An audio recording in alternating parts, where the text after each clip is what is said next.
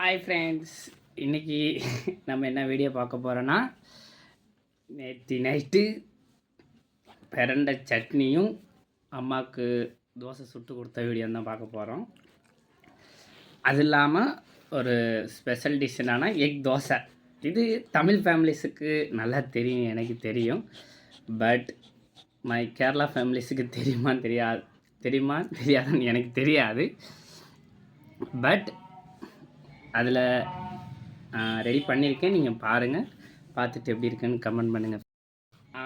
அதில் குறைச்சி மலையாளத்தில் நான் பேசியிருப்பேன், அதனால் தமிழ் ஃபேமிலிஸ் எதுவும் கோச்சிக்க வேணாம். ஏன்னா மலையாள ஃபேமிலிஸுக்கு தமிழ் தெரியும், பட் ஒரு சில ஆட்காருக்கு மனசில் ஆயிலன்ட்டு எனக்கு அறியும்.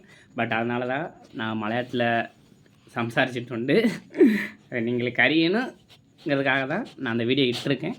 நீங்கள் அதை நோக்கிட்டு பாருங்க. ஓகே ஃப்ரெண்ட்ஸ், பிரண்டை சட்னிக்கு தேவையான பொருட்கள் என்னென்னா பிரண்டை, தேங்காய், சின்ன வெங்காயம், கார்லிக்கு, புளி. என்ன இதை எடுத்து வச்சுன்னு பக்கத்தில் ஒரு பவுலில் தண்ணி இருக்கணும். பின்ன கடாயை வச்சு பற்ற வச்சுட்டு 2 ஸ்பூன் ஆயில், என்ன 2 ஸ்பூன் ஆயில் ஊற்றுங்க. ஆயில் ஊற்றிட்டு லைட்டாக சூடானோடனே கார்லிக் போட்டு சாத்தே பண்ணுங்கள். கார்லிக் சாத்தே பண்ணதுக்கப்புறம் ஆனியன் நல்லா சாத்தே பண்ணுங்கள். அப்புறம் தேங்காய் போட்டு லைட்டாக சாத்தே பண்ணிவிட்டு, நம்ம ரொம்ப சாத்தே பண்ண வேண்டியது பிரண்டை அதுக்கு முன்னாடி வாஷ் பண்ணிக்கோங்க.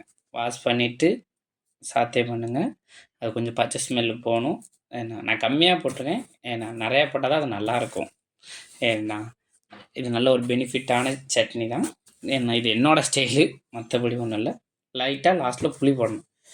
புளியை போட்டுட்டு உங்களுக்கு தேவையான உப்பு போட்டு அதை நல்லா ஆற வச்சுட்டு ஏன்னா அரைக்க வேண்டியதான் ஃப்ரெண்ட்ஸ். அப்புறமா நம்ம தோசை சுட்டிருப்போம். ஃபஸ்ட்டு தோசை சுடும்போது நல்லாவே வந்திருக்காது, அதை நீங்கள் இப்போ பார்ப்பீங்க. ஏன்னா மாவு கொஞ்சம் லூஸ் ஆயிடுச்சு. என்ன மற்றபடி ஒன்றும் இல்லை. அது இல்லாமல் நான் ஃபயர் கொஞ்சம் கூட கொடுத்துட்டேன். ஏன்னா அதனால் ஃபஸ்ட்டு தோசை கொஞ்சம் பிஞ்சு போன இதாக தான் இருக்கும். தோசை சுடுறது பெரிய கஷ்டமாடா, ஈஸி தானடா, ஏன்டா இதெல்லாம் வீடியோவில் எடுத்து போகிறீங்கன்னு கேட்கலாம். பட் இதில் ஒன்று ஸ்பெஷல் என்னன்னா பின்னாடி இருக்குது, நான் காட்டுறேன் உங்களுக்கு. என்ன ஃபஸ்ட்டு தோசை இப்படி பிஞ்சு போச்சு.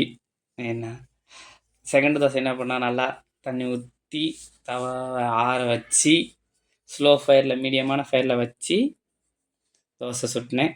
அதுலேயும் கொஞ்சம் அதாக இருக்கும், பட் கரெக்டாக வந்துருச்சு தோசை. ஏன்னா இது வேறு யாருக்கும் இல்லை, அம்மாக்காக தான் செய்கிறது. ஏன்னா அம்மாவால் கால் முடியலன்னாங்க, அதனால் நான் சுட்டு கொடுத்தேன். சரியா ஃப்ரெண்ட்? எப்படி அப்படியே என்னை இப்போ தெரியிற மாதிரி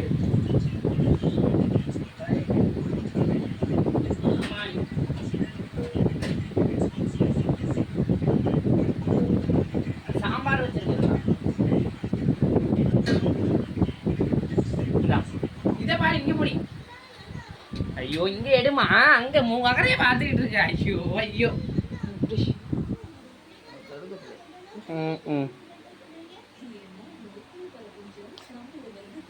சட்னி ஊற்றிச்சாடு. உப்பு இப்போ தான் அந்த தோசை சுட போகிறோம், முட்டை தோசை.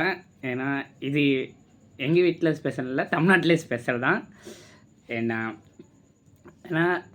ஏன் இது இங்கே ஆட் பண்ணுறேன்னா, நான் கேரளாவில் அங்கே ஒர்க் பண்ணும்போது ஒரு சில ஆட்கார் என்கிட்ட அதை நான் കഴിச்சதே இல்லைன்னு பறஞ்சிட்டு, அதனால தான் நீங்களுக்கு நான் ஸ்பெஷலாக இட்டுட்டு. மற்றபடி நீங்களுக்கு ஒரு டேஸ்ட்டான சாணம் நீங்களுக்கு அறியணுங்கிறதுக்காக தான் நான் இந்த வீடியோ இட்டது.